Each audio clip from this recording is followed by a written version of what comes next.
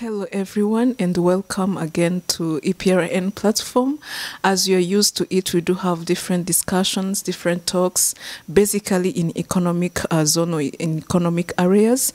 And today we are going to discuss about implications of COVID-19 for the survival and performance for Rwandan MSMEs. And today we are with Dr. Kasim, who is going to be give us different opinions about these implications.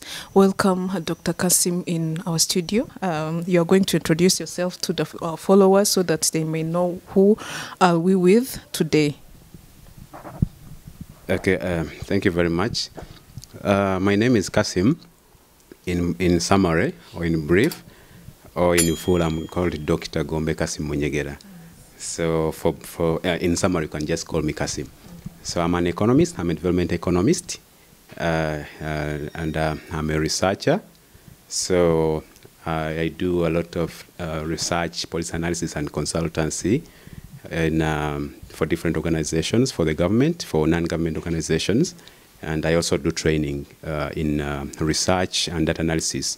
And I'm actually one of the trainers of data analysis in EPRN Rwanda. So I'm a member and I'm a mentor for EPRN. So I'm glad to be here. Thanks for hosting me. And it's good to have a discussion like this one, which is passionate to Rwanda's development agenda. So the discussion we are having today is mainly on the implications of COVID-19 and the lockdown. When we talk of lockdown, we have two lockdowns. So we had one last year, and then we have one which has just happened, and which is actually partially lifted. It's not yet fully lifted. So we are looking at what that could actually imply for the small, micro, and medium enterprises in Rwanda. So when we say small, micro, small, medium, what do we mean specifically before we go into the details? So when we say small enterprises, I mean micro enterprises, we mean those that employ between 1 to 3 workers. So those are the micro ones. And then the small ones employing between 3 to 10 workers. Between 4 to 30 workers. Those are the small. And then the medium employing between 31 to 100 workers. So those form the micro, small, and medium, the MSMEs. So then the question is, what is the implication of COVID-19 on for micro, small, and medium enterprises in Rwanda? So before we go into the details of what the implications are, we need to know the structure of MSMEs, because part of the reasons that make the MSMEs vulnerable to external shocks like COVID-19 is they result partly from their nature, their composition. So to begin with, we have if we go into the details of the composition, we have the Rwanda Establishment Census, which was conducted by the National Institute of Statistics of Rwanda in 2017. So in terms of numbers, about 99.8% of all farms, private enterprises in Rwanda, were categorized as being either micro, small, or medium. So in other words, between 0 to 99 workers. 0, I mean, when I say 0, it may be a bit funny, but I mean 0. When I say 0, it means it's only a one-man business without another employee. So therefore, we have, if you look at the situation, 99.8% being micro, small, or medium. So it means that majority of the farms are very small. And what does that imply in terms of vulnerability to external shocks like COVID-19? The implication is that for a small enterprise, especially the micro and small, but of course the issues are also cutting across the medium. So for such enterprises, they have, first of all, limited access to market. when you look at the relationship between farm size and growth, we know that big farms normally tend to have bigger markets within the national boundaries, but also within the global market. So the small nature of MSMEs makes them vulnerable to external shocks, because if the market is only domestic, and when I say vulnerability, it's like there are many dimensions, because there is also the dimension of external supplies. But let's look at the size of the market and the alternatives in terms of market opportunities. So if a farm is very small, it's mainly focusing or benefiting from the domestic market. And when there is COVID-19 and the lockdown, definitely there is limited market potential for that enterprise. And it means that without diversified sources, the market is, the small enterprises, small, medium, and micro enterprises are meant to have issues with the market. So that's the first issue. And the second issue is about informality. So with informality, 95% of all micro, medium, and small enterprises are categorized as being informal. And what does it mean? It means that if I follow the NISR definition of informality in the Rwanda Establishment Census, it means that they are either not registered with the authorities, particularly Rwanda Revenue Authority. They are also not maintaining regular books of accounts. So those are informal enterprises. And when you look at the extent of informality, it's 95% among micro, medium, and small enterprises. So what does that mean, and how does that expose enterprises to the effects of COVID-19? We know that normally those small farms have an issue with access to finance, and in order for a farm to lift itself out of the trough caused by COVID-19, it definitely needs external support, financial support. And normally that support comes from financial institutions. So now if a farm is informal, first of all, it's going to have issues with collateral. Then accessing credit becomes a problem, because normally such farms don't have, they don't attract the confidence of financial institutions. So the lack of finance definitely means that their activities are going to be curtailed. So it means that if they don't get the capital, the funds to facilitate their operations, then definitely they have an issue with sustaining the ongoing activities, but also expanding into more activities to grow their businesses. And another issue with informality is that normally we know that the government is the biggest market for enterprises. It's one of the biggest markets. So if a farm is informal, it's not going to access public tenders. So that's a very big issue. And a lot of informal farms don't access government tenders. So they really have a problem with the constrained market. As I mentioned before, it comes back to the market. If they can't access the public tenders, then they definitely have an issue with the domestic market. And when the market is constrained because of the reduced purchasing power due to COVID-19 and the lockdown, definitely many farms struggled, and actually some of them closed because of issues with having no customers to sustain their daily operations. So basically, that's the problem with COVID-19. And then the other implications are like the reduction in supplies.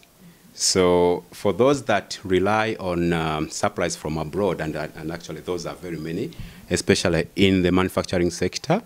So we know that China is the biggest supplier of inputs for mainly the manufacturing, but also for other sectors.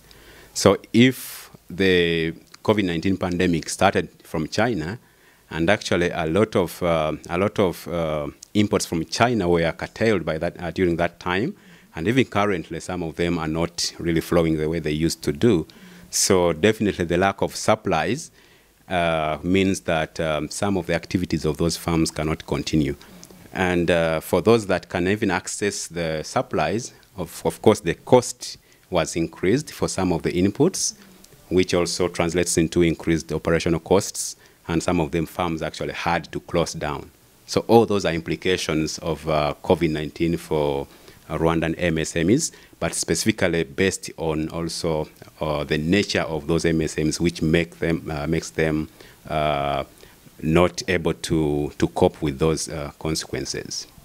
So thank you so much. I think this is more clear, but maybe someone can ask can ask himself or herself a question. What do you think? Yes, when maybe you will tell us more about this. You've said its implication of COVID-19 for the survival and performance of Rwanda, micro, small, medium enterprises. But have you focused on maybe in general, or it was mainly focused on one group, maybe females, males, or both females and males? Thank you. Okay, thank you very much. That's a pertinent question. So as we know that farms are normally different. There are very big differences between and among farms, and those differences, I already mentioned that the characteristics of SMEs or MSMEs in general make them partially vulnerable to external shocks like COVID-19 and the lockdown. So, but then the effects are not uniform across all the types of farms. Some of them are more vulnerable than others. And part of that vulnerability comes from the fact that even prior to COVID-19, they are actually less endowed with the potential to grow their businesses. And when you look at, for example, some of the farms like the informal ones, as I mentioned before, the smaller ones, the micro ones, those had a higher chance of closing down their businesses because of inability to have capital, the operational funds to take them through the hard times. But also we have issues related to ownership. So for example, the enterprises owned by females don't have the same capacity to smooth to go through the effects of COVID-19 because of limited, let's say differential access to finance, differential managerial capabilities, a lot of issues that are different between, for example, male-owned and female-owned farms, which makes them differentially vulnerable to the effects of COVID-19. So definitely farms have different consequences depending on their characteristics. Okay. So when we are up there, what do you think, or what, when you were doing your, if I can say, your research, kind of research, what was between males and females owned enterprises, what were the group which was mainly affected or more affected than the other between male and female sectors? Okay, thank you very much. I have to excuse myself that the research that looks at the difference between female-owned and male-owned enterprises was not specifically done in relation to COVID-19, but in general. So in general, we have female-owned enterprises lagging behind their male-owned counterparts. Of course, for many potential explanations. One of them, we know that females have more responsibilities at home, so definitely they keep them back, and some of them cannot concentrate full time on their businesses, which male-owned enterprises do. And that is actually an issue with micro enterprises, because if it's one woman, one or two women working on their business, and both of them are affected by family responsibilities, definitely they have issues. They have more issues than male-owned enterprises in as far as working hard to revive their businesses from the effects of COVID-19 is concerned. So definitely that becomes an issue. And but apart from, I mean, although the study was specifically looking at the general differences by gender, still we can say that the fact those gender issues and also other characteristics of farms, which keep some farms below others, definitely also when it comes to COVID-19, those that are doing less or performing less have underlying limitations, which also make them less able to cope with the implications, or I mean the consequences of COVID-19 on their survival rate, but also on their productivity. Yeah. Yeah, thank you so much. I think now this is more comprehensive. So I wanted to ask you something. Yes, we have seen some implications that this pandemic has, how it has affected some of our sectors, including small, medium, and enterprises. And we saw that from our guest of today, he told us that some of the implications, it maybe not even basing on COVID. As we all know, when it comes to the crisis or some other regulations that can change in our country or in any government, when it comes to the small enterprises, they are more affected compared to large industries. So when we say about this pandemic, as we know, all the countries all over the world has put in place some measures to stop or to stop the spread of this pandemic, COVID-19. And as someone who read a lot or who did something about this economic area, can you tell us what do you see? Or you said something about having financial issues on getting finance support. Can you tell us why or what do you suggest small enterprises to have? And you mentioned something which is very tricky, like formality or informality. And a big number is more informal than being formal. So what do you suggest, maybe to the side of those small enterprises owners or to the government? What can they do so that they can increase their,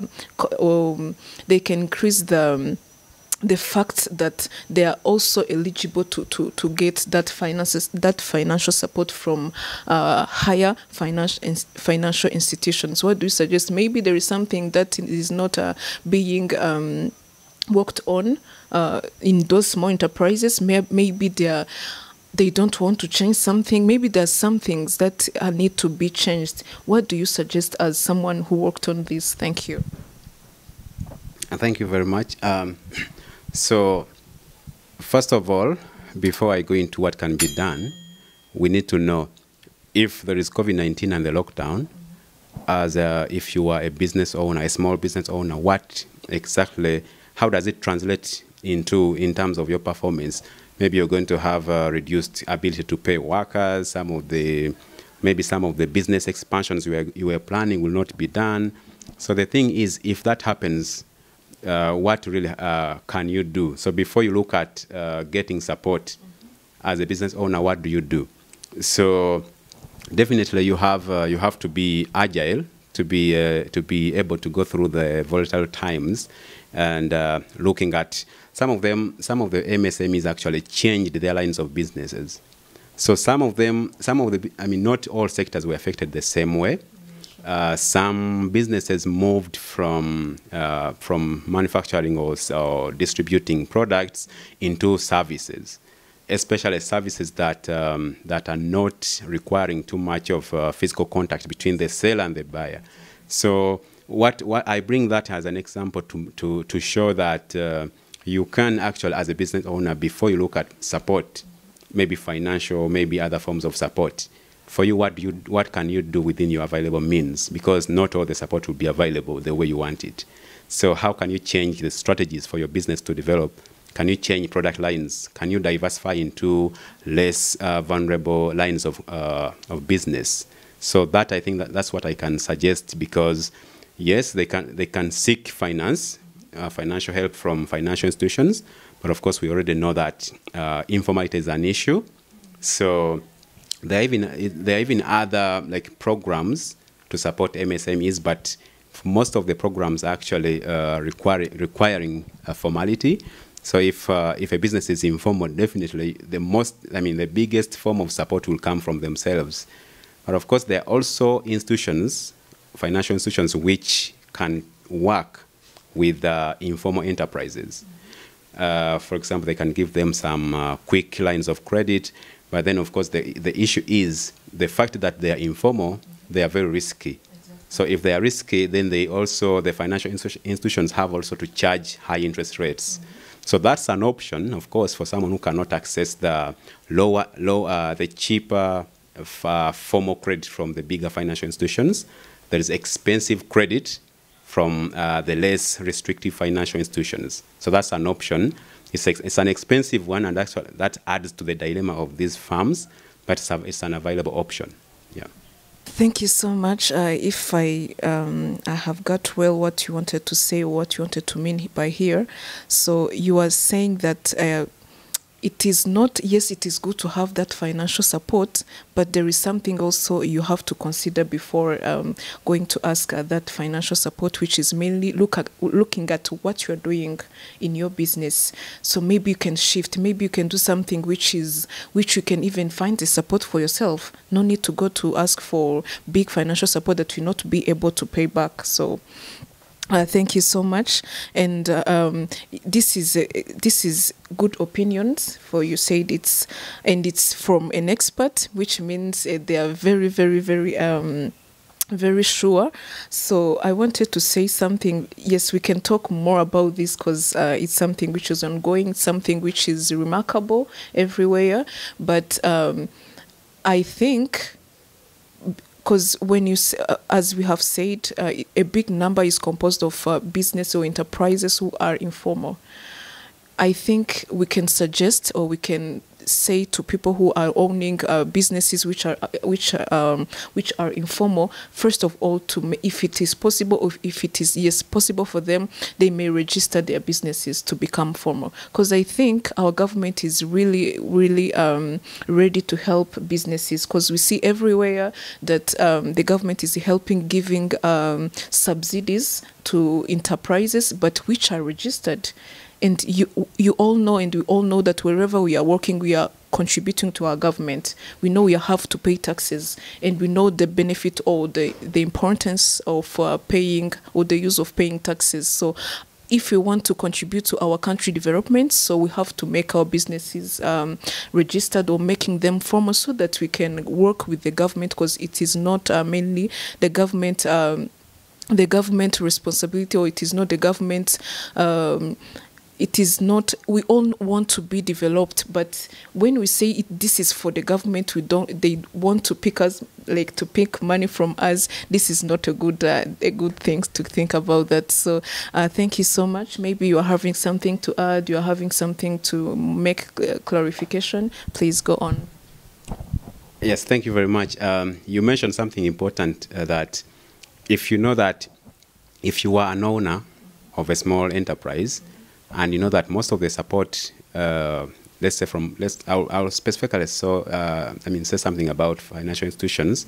If most of the support requires, let's say, collateral, requires a company to be formal, then of course, as an enterprise owner, you must also realize the benefits, and then come up to, if you need support, seek support. There is a lot of support from the government. There's a lot of support from the private sector federation. So if you need support to formalize your business, then why not seek support? There's information, there is support, there's political and policy will to develop enterprises. So seek support from different sources in government, in PSF, in non-government organizations, so that if there are challenges that limit you from registration, then work together with the authorities to solve the challenges, and then make your business formal. It's as simple as that, and then get the benefits of being informal. And another thing is that not all the implications are actually negative, because most of the time when we talk of COVID-19 and the lockdown, we say, okay, the future is very dark. It's not really necessarily dark. There are some enterprises which have embraced e-commerce and digital platforms. So why is it important?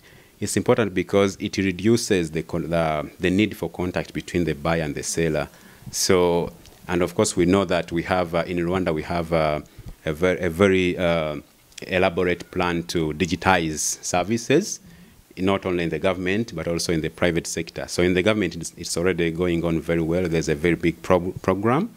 But in the private sector, I think digitization, embracing e-commerce is not still at a high level. So I think COVID-19 actually exposed the potential, which was there, definitely. It was there, but it exposed the potential to those who didn't know much about it. And I think now many enterprise owners are more willing to accept and use, let's say, digital payments platforms like mobile money, internet banking, mobile banking, to pay for supplies, but also to receive payments for their goods and services. So on a positive note, we have COVID-19, but on a positive note, we are likely to see a development, or at least a boost in the e-commerce and also the digital platforms being developed in Rwanda, in line with the country's national digitization agenda. Yeah.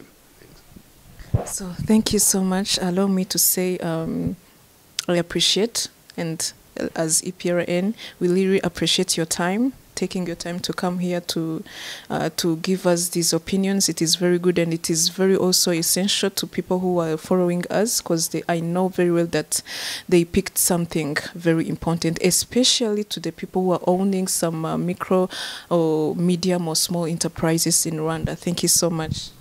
Thank you very much for having me. Thank you so much, our followers or people who took their time to follow us, mainly during this discussion. It's really it's a good support, and I know you really picked something, as I was saying to our guest. So you can please share this talk or this discussion to your colleagues, to your friends, to your classmates. If you're a student who followed us, or if you're a business owner who followed us, please share. I know it will be helpful to people. And please, you can also give us a support by subscribing. It's really a good support from you guys, and we really appreciate the love, the support you are giving us in our daily activities. Thank you so much.